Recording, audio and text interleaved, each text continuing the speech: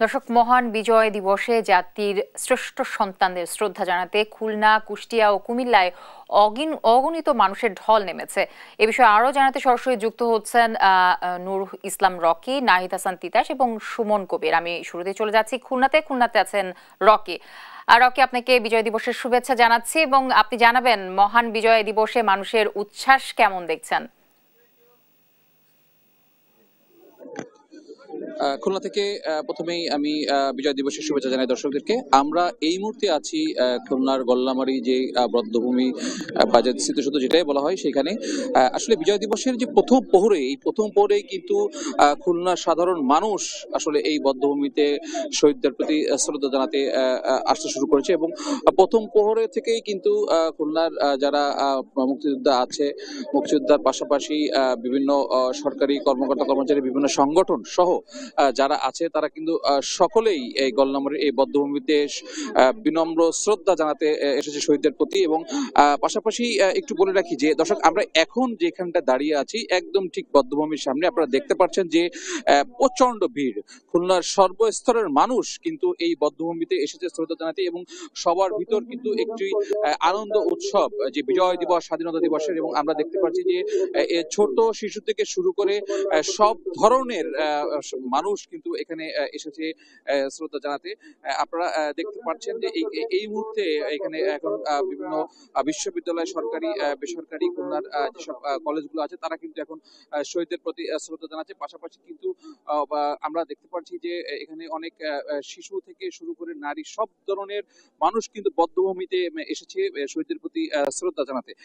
আমরা এখানে আমরা এসে কথা বলেছি বিভিন্ন সংগঠনের নেতৃত্বের সাথে। এখানে আমরা যেটা জানতে পেরেছি, সকালবেলায় কিন্তু খুলনা যারা মুক্তিযোদ্ধা ছিল, বিভাগীয় কমিশনার, খুলনা জেলা প্রশাসন সহ কিন্তু কেসি, কেডিএ, তারপর ওয়াসা সহ বিভিন্ন সংগঠনের পক্ষ থেকে কিন্তু ফুলেল শুভেচ্ছা জানাতে কিন্তু এখানে ভিড় করা হয়েছে। এবং সরকারি বেসরকারি বিভিন্ন ব্যাংক এবং বিএনপির অঙ্গ সংগঠন সহ বিভিন্ন রাজনৈতিক যে অঙ্গ সংগঠন গুলো আছে সকলেই কিন্তু এখানে এসেছে এই শহীদদের প্রতি শ্রদ্ধা জানাতে। দর্শক, গল্লামারী স্মৃতিসৌধ থেকে খুলনা থেকে এটা ছিল আমার বিজয় দিবসের সর্বশেষ সংবাদ।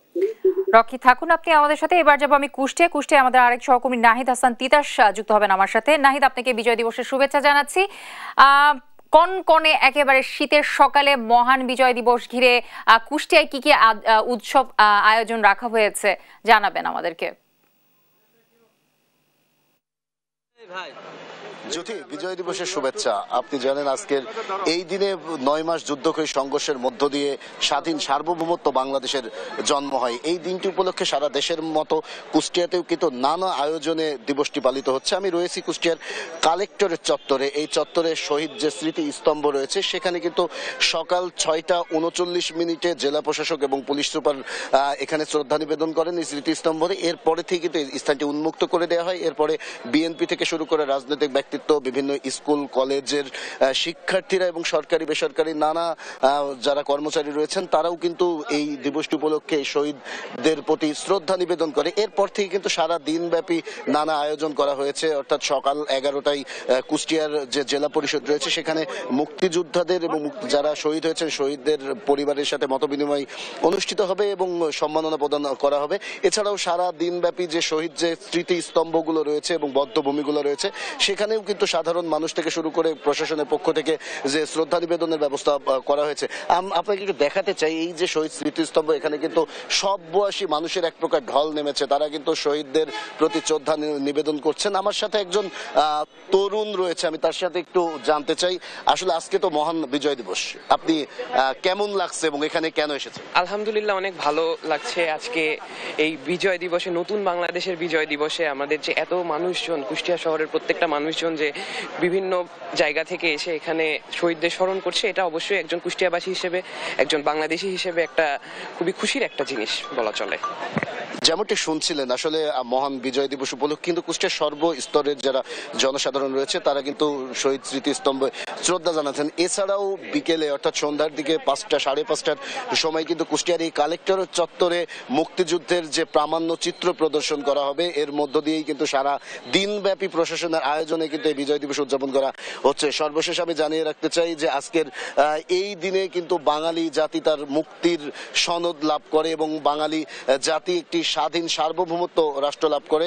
9 মাস রক্তক্ষয়ী যুদ্ধের পরে পাকিস্তান হানাদার বাহিনীর হাত থেকে দেশ মুক্ত হয়, স্বাধীন সার্বভৌমত্ব রাষ্ট্রের জন্ম হয়। এই ছিল কুষ্টিয়া থেকে বিজয় দিবস উপলক্ষে আমার কাছে সর্বশেষ খবর। জ্যোতি, নাহিদ থাকুন আপনি আমাদের সাথে। এবার যাব আমি কুমিল্লাতে আছেন আমাদের সহকর্মী সুমন কবির। সুমন, আপনাকেও বিজয় দিবসের শুভেচ্ছা জানাচ্ছি।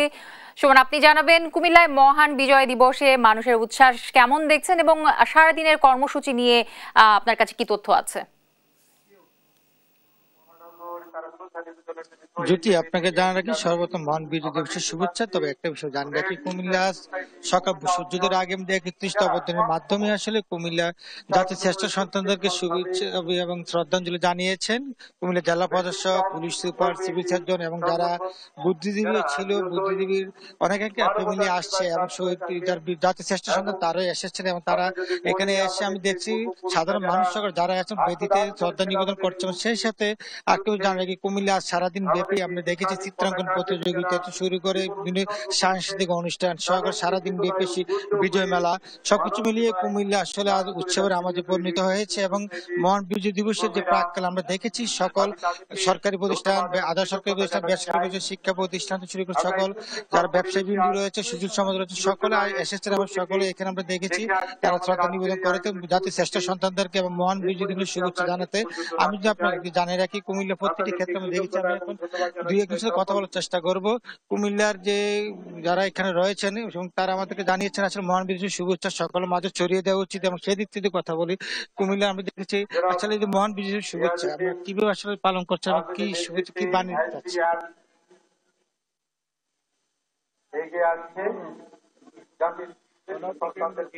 আমরা প্রতিবন্ধী থিয়েটার থেকে আসছি। এই উপলক্ষে আমরা বিজয় দিবস পালন করতেছি। বাংলাদেশ পূজা উদযাপন পরিষদ কুমিল্লা মহানগর